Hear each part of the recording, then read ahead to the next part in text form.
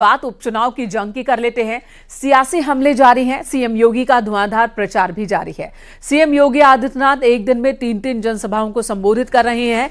आज अंबेडकर नगर में सीएम योगी आदित्यनाथ ने जनसभा को संबोधित किया और समाजवादी पार्टी पर सीधे तौर पर हमला साधा। कहा कि अपराधियों को संरक्षण देने का काम समाजवादी पार्टी के लोग करते हैं। कटेहरी उपचुनाव में सीएम योगी आदित्यनाथ जमकर गरजे और समाजवादी पार्टी को लेकर उन्होंने कहा कि पीडीए का मतलब लोगों को धोखा देना है। पीडीए का एक फुल फॉर्म भी बताया सीएम योगी आदित्यनाथ ने। और सीएम योगी ने कहा कि जितने भी अपराधी पकड़े जा रहे हैं उनमें से ज्यादातर समाजवादी पार्टी से जुड़े हैं। अयोध्या, कन्नौज और लखनऊ की घटनाओं का जिक्र किया और कहा कि देख सफाई, बिटिया घबराई। सीएम योगी ने अखिलेश के पीडीए को एक नई परिभाषा दी। सीएम ने कहा कि समाजवादी पार्टी अपराधियों को संरक्षण देती है। पीडीए का मतलब है प्रोडक्शन हाउस ऑफ दंगाई एंड अपराधी। आज की समाजवादी पार्टी क्या हो गई है? देख सफाई, बिटिया घबराई। देख सफाई, बिटिया घबराई।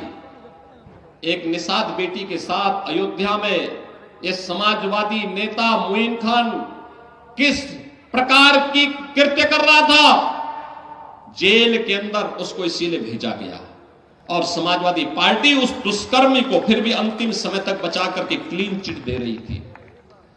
कन्नौज के अंदर एक दलित बेटी के साथ क्या व्यवहार ये लोग कर रहे थे, आपने लखनऊ में देखा होगा। उस दिन भारी बारिश पड़ी थी और एक बेटी अपने परिवार के साथ मोटरसाइकिल से जा रही थी। ऐसे ही एक उच्छृंखल सफाई के द्वारा उस बेटी को मोटरसाइकिल से गिरा करके किस प्रकार से अपमानित किया जा रहा था। इस समाजवादी पार्टी ये पीडीए की बात तो करती है, लेकिन मैं आपको बताऊं इनका पीडीए क्या है। ये प्रोडक्शन हाउस ऑफ दंगाई एंड अपराधी है। ये एक नई परिभाषा इसको हम दे रहे हैं, प्रोडक्शन हाउस ऑफ दंगाई एंड अपराधी। याद करिए, प्रदेश का कोई भी जितना बड़ा अपराधी और माफिया होगा, जितना बड़ा वह दंगाई होगा, वह समाजवादी पार्टी के प्रोडक्शन हाउस का ही हिस्सा होगा। मोदी जी, प्रधानमंत्री मोदी जी के आह्वान पर भारतीय जनता पार्टी के हैट्रिक लगा करके तीसरी बार सरकार बनाने का काम किया है। हरियाणा में मालूम है जनता ने क्या कहा?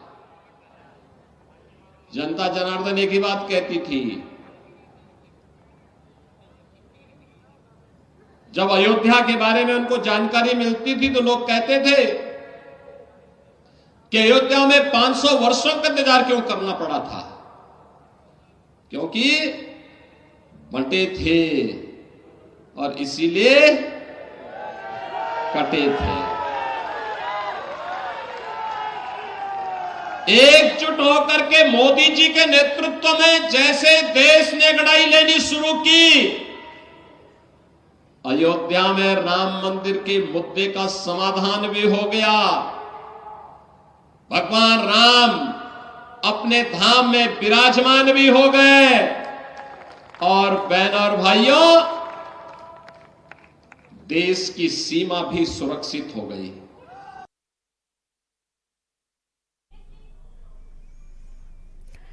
और बीजेपी ने परिवारवाद को लेकर बिना नाम लिए कांग्रेस पर निशाना साधा। यूपी बीजेपी के प्रवक्ता एसएन सिंह ने कहा कि देश में खानदानी कुर्सी वाली पार्टी है, ये जनता को भला नहीं चाहती कि जनता का कोई भला हो। उन्होंने आरोप लगाया कि वो कुर्सी के लिए लोगों को बांटना चाहते हैं और इसलिए एक रहोगे तो सेफ रहोगे, बटोगे तो कटोगे। इस बात में सच्चाई है। देखिए, देश में एक खानदानी कुर्सी वाली पार्टी है जो सिर्फ कुर्सी के लिए कार्य करती है।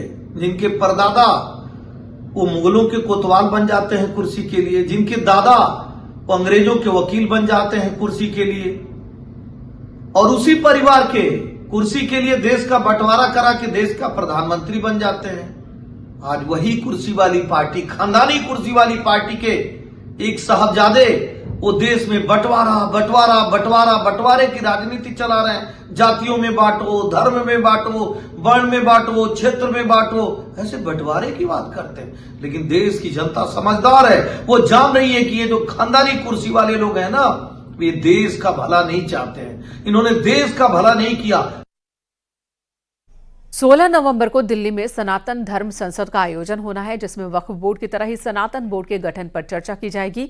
और इसी कार्यक्रम को लेकर तेलंगाना से बीजेपी के फायर ब्रांड नेता टी राजा सिंह ने एक वीडियो जारी किया और लोगों से अपील की है कि ज्यादा से ज्यादा संख्या में वो कार्यक्रम में शामिल हो। टी राजा ने हिंदुओं से संगठित होने की अपील की।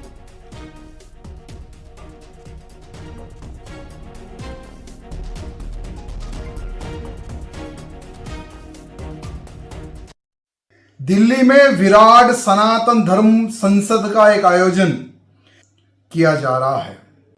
तो मेरे सभी मित्रों से मैं निवेदन करना चाहूंगा कि आज हर वो हिंदू को अपने धर्म के लिए सोचने और समझने की और संगठित होने की आवश्यकता है। देखिए मित्रों, आप और हम सब चाहते हैं कि भारत देश एक हिंदू राष्ट्र बने। भारत में जब वक्फ बोर्ड का निर्माण हो सकता है तो क्यों नहीं देश में सनातन बोर्ड क्यों नहीं बन सकता? तो ये चर्चा हम सबको करना है। जब साधु संत देश में सनातन बोर्ड के गठन की मांग के लिए जब एक धर्म संसद का आयोजन कर सकते हैं, तो आपका और मेरा, हम सबका परम कर्तव्य बनता है कि ऐसे साधु संतों के आशीर्वाद को प्राप्त करते हुए और हम इन सबका साथ दें। तो मेरे मित्रों, आप सबसे निवेदन है कि जो धर्म संसद का जो कार्यक्रम आपके दिल्ली में 16 नवंबर के दिन दोपहर के 1 बजे जो होने वाला है, एक एक हिंदू कार्यकर्ता, 100 हिंदू कार्यकर्ताओं को लेकर आकर यहां विराट धर्म संसद को सफल बनाना है। एक महिला के साथ अश्लील बातों का ऑडियो वायरल होने के बाद बरेली में बीजेपी महानगर कमेटी अल्पसंख्यक मोर्चा के अध्यक्ष अनीस अंसारी ने अपने पद से इस्तीफा दे दिया। महिला का आरोप है कि अनीस अंसारी उसे शादी का झांसा देकर शारीरिक शोषण कर रहा था और उसके पति से तलाक भी करवा दिया गया। दूसरी तरफ अनीस अंसारी का कहना है कि महिला ब्लैकमेल कर रही है और जितने भी आरोप लगा रही है फर्जी है। ऑडियो क्लिप को भी उन्होंने फर्जी बताया है। महिला और उसके करीबियों पर केस दर्ज करवाया है। महिला ने भी अनीस अंसारी के 2 करीबियों पर धमकाने का केस दर्ज कराया है। मेरे घर पे इनका अनीस अंसारी का आना जाना रहता था। मैं थोड़ी परेशान थी, थोड़ी गरीब हूँ मैं, तो उसके ज़रिए ये मतलब मेरी मदद कर रहे थे, मेरे क्लोज आने की कोशिश कर रहे थे। इन्होंने मेरी पैसे से मदद की, मेरे बच्चों का एडमिशन कराया, राशन पानी भी दिया। कई बार मदद करते करते ये जो है मुझसे संबंध बनाने लगे। फिर उसके बाद 15 अक्टूबर 2024 को कप्तान सर के पास मैं पेश हुई। मैंने कहा सर, अगर मैंने 10 लाख रुपए मांगे तो आप मुझे जेल भेज दो, और अगर नहीं मांगे तो फिर आरोपी पे, जिसने मेरे ऊपर इतना घिनौना आरोप लगाया है, उनके ऊपर कार्रवाई की जाए। सर देखिए, ये तो बिल्कुल फर्जी झूठ है और मैं उस पर सिर्फ एक ही बात कहना चाहती हूँ कि अगर किसी को लग रहा है ये ऑडियो AI से बनाई है या फर्जी है, सारी जांचें बिठा दी जाएं। जितने भी जांच वाले लोग हैं सारी जांचें कर लें, उसके बाद मुझ पे विश्वास करें। और मैं बिल्कुल झूठ नहीं बोलती हूँ। लेकिन उस पर मेरा एक सवाल ये भी है कि अगर मैं सच्ची साबित हो गई, रिकॉर्डिंग सच्ची साबित हो गई, तो मुझे फांसी नहीं होनी चाहिए, अनीस को फांसी होनी चाहिए। और अगर मैं झूठी हूँ तो मुझे फांसी होनी चाहिए। बात खत्म हो गई।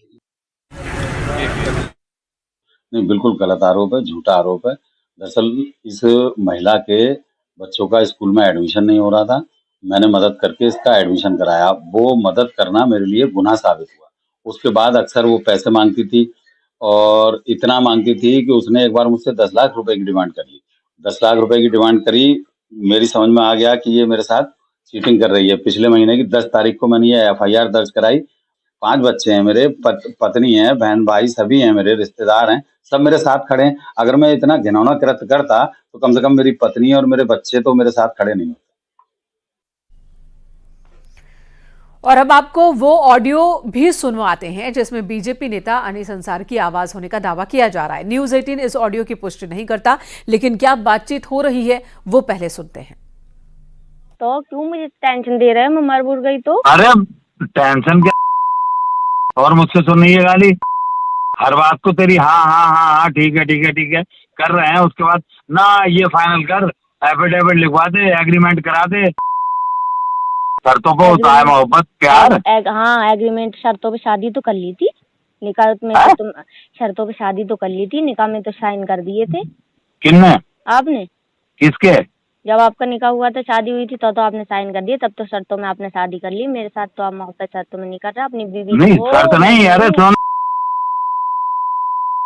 हम इस मामले में बहुत सुअर हैं सुन घमंड हमने किसी का नहीं देखा और हम अपनी बातों के बादशाह रहे हैं और आज भी कह रहे हैं सुन अपने पति को इस्तीफा दे पहले को इस्तीफा देने के बाद दूसरे से शादी होती है दे अपने पति को इस्तीफा अभी कर रहे हैं शादी हमें आजमाएगी पक्का बिल्कुल मतलब यार तू कुत्ता है मैं कुत्ता